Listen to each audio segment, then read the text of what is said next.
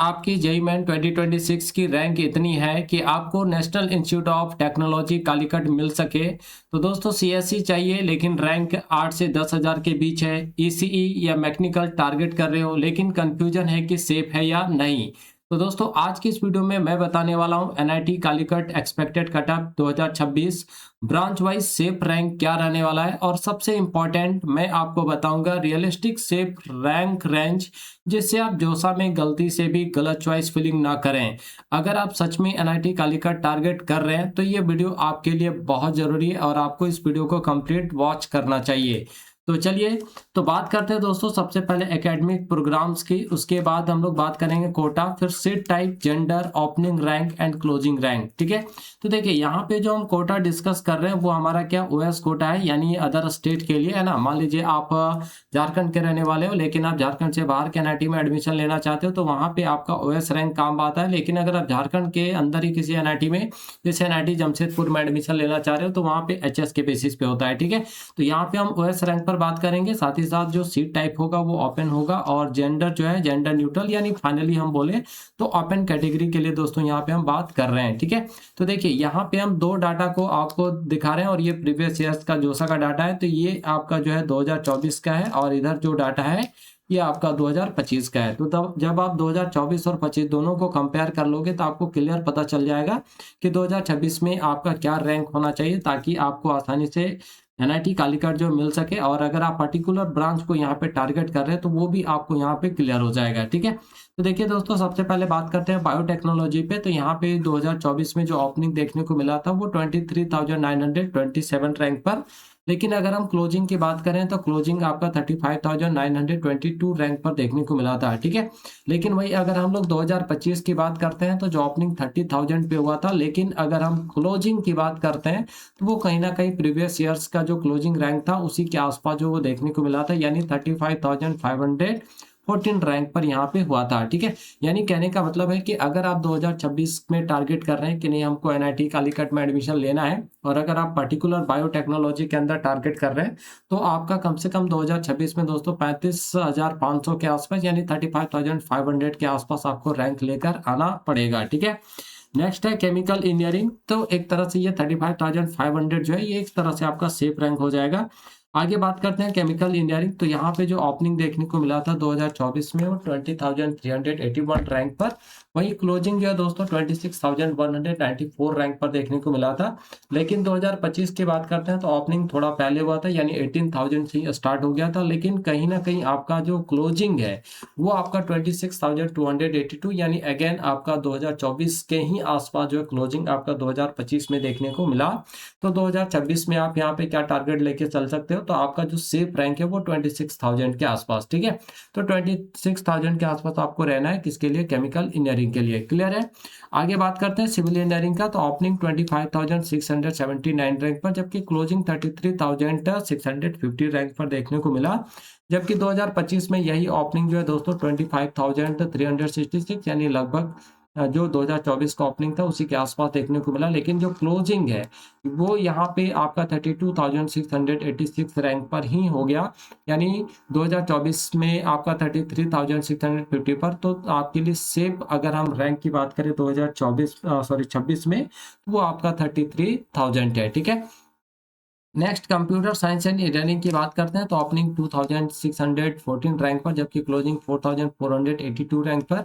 वही अगर आपका यहाँ पे ओपनिंग देखें 2025 में तो 3651, और क्लोजिंग जो है दोस्तों वो आपका 5222 रैंक पर देखने को मिला।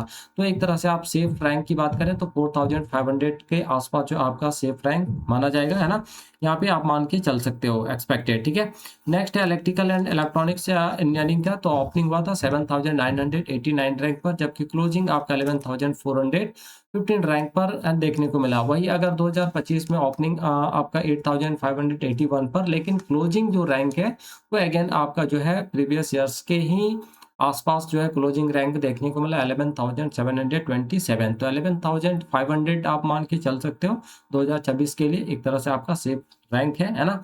इलेक्ट्रॉनिक्स एंड कम्युनिकेशन इंजीनियरिंग में जो ओपनिंग हुआ था वो 4721 रैंक पर, जबकि क्लोजिंग जो है वो आपका 7433 रैंक पर, जबकि 2026 में यही ओपनिंग जो है दोस्तों वो आपका 6272 पर और क्लोजिंग जो है वो कहीं ना कहीं आपका 8314 रैंक पर देखने को मिला। तो एक तरह से यहाँ आपका जो सेफ रैंक है वो 7800 के आसपास है, ठीक है।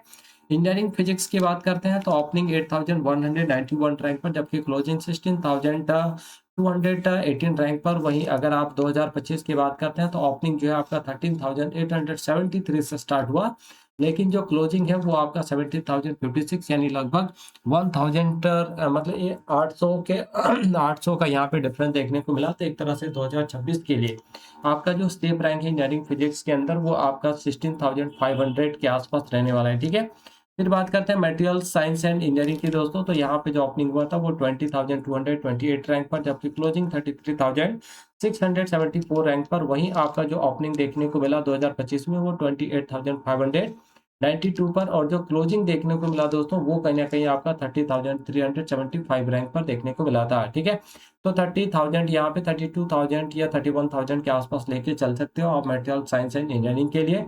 तो आई होप आप सबको को यहाँ पे 2024 और 25 का डाटा देखने के बाद बहुत सारी चीज़ें जो क्लियर हो गया होगा, और आपको यहाँ पे क्लियर ये भी पता चल रहा होगा कि 2026 के लिए आपका किस ब्रांच का क्या सेफ रैंक हो सकता है। और अगर आपका कोई पर्टिकुलर ब्रांच यहाँ पे आपका ड्रीम ब्रांच है तो फिर उसके हिसाब से आपको कितना रैंक लेकर आना पड़ेगा 2026 में, ठीक है। नेक्स्ट दोस्तों बात करते हैं मैकेनिकल इंजीनियरिंग में, तो यहाँ पे ओपनिंग आपका 15,174 रैंक पर, क्लोजिंग आपका 20,611 रैंक पर, जबकि वही अगर आपका 2025 की बात करते हैं तो जो ओपनिंग हुआ था वो 10,576 पर, जबकि क्लोजिंग जो है वो आपका 19,400 552 पर, ठीक है। तो लगभग 2000 यानी 20,000 ही आपका यहाँ पे सेफ रैंक हो जाएगा मैकेनिकल इंजीनियरिंग के लिए। नेक्स्ट है प्रोडक्शन इंजीनियरिंग, ओपनिंग आपका 27,217 पर और क्लोजिंग 33,433 रैंक पर हुआ, जबकि 2025 में यही ओपनिंग 29,000 पर और क्लोजिंग जो है अगेन 36,080 रैंक पर देखने को मिला। और 2025 में एक नया ब्रांच आया जो आपका है 2025 में, ठीक है, इंजीनियरिंग फिजिक्स, और यहाँ पे ओपनिंग आपका 14,000 पर और क्लोजिंग जो है 25,927 रैंक पर जो देखने को मिला था, ठीक है। तो अगर हम 2026 के लिए यहाँ पे बात करें कि हमारा क्या मिनिमम जो है वो रैंक है आपका एनआईटी कालीकट के लिए मिनिमम रैंक क्या होना चाहिए ताकि हमें कोई भी ब्रांच यहाँ पे मिल जाए, है ना, ड्रीम ब्रांच भले मिले या नहीं मिले। तो आप यहाँ पे प्रोडक्शन इंजीनियरिंग में देख सकते हैं दोस्तों कितना है 36,080, और यहाँ पे 2024 में 33,433 रैंक पर क्लोजिंग हुआ था। तो यहाँ पे मैक्सिमम आपका जो 36,000 गया है, तो उसी के हिसाब से यहाँ पे आप देखेंगे बायोटेक्नोलॉजी तो यहाँ पे 35,514, यानी कहने का मतलब है कि 2026 में आपका जो सेफ रैंक है एक तरह से मिनिमम सेफ रैंक है ना एनआईटी कालीकट के लिए, वो दोस्तों यहाँ पे आपका रहने वाला है 36,000, है ना। तो अगर आप 36,000 के अंदर है तो फिर आपको यहाँ पे शायद कोई ना कोई ब्रांच आपको मिल जाएगा, लोअर ब्रांच, है ना, भले आपको टॉप ब्रांच मिले या ना मिले, ठीक। तो ये सारी चीजें आप सबों को क्लियर हो गया, और आई होप आप सबों को समझ में आ रहा होगा कि अगर आप एनआईटी कालीकट को टारगेट कर रहे हैं और उसके अंदर किसी पर्टिकुलर ब्रांच को टारगेट कर रहे हो दोस्तों, है ना, तो आपका क्या रैंक आना चाहिए 2026 में, ठीक है।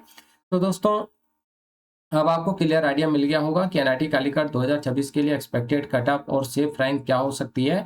ध्यान रखिए प्रोडक्शन पिछले सालों के ट्रेंड पर आधारित है दोस्तों, तो final cutoff JEE main difficulty और कंपटीशन पर डिपेंड करेगी। तो अगर आप चाहते हैं कि detail branch comparison, top 5 NIT versus NIT Calicut comparison, rank versus percentile exact analysis और वीडियो बनाओ तो वीडियो को लाइक कर दीजिएगा और चैनल को सब्सक्राइब कर लीजिएगा और कमेंट में अपनी रैंक लिखिए। मैं पर्सनली बताऊंगा कि आपके चांसेस कितने स्ट्रांग है और किस ब्रांच के अंदर आपके चांसेस बन रहे हैं, ठीक है। तो मिलते हैं नेक्स्ट वीडियो में। कीप स्टडिंग, कीप इम्प्रूविंग दोस्तों।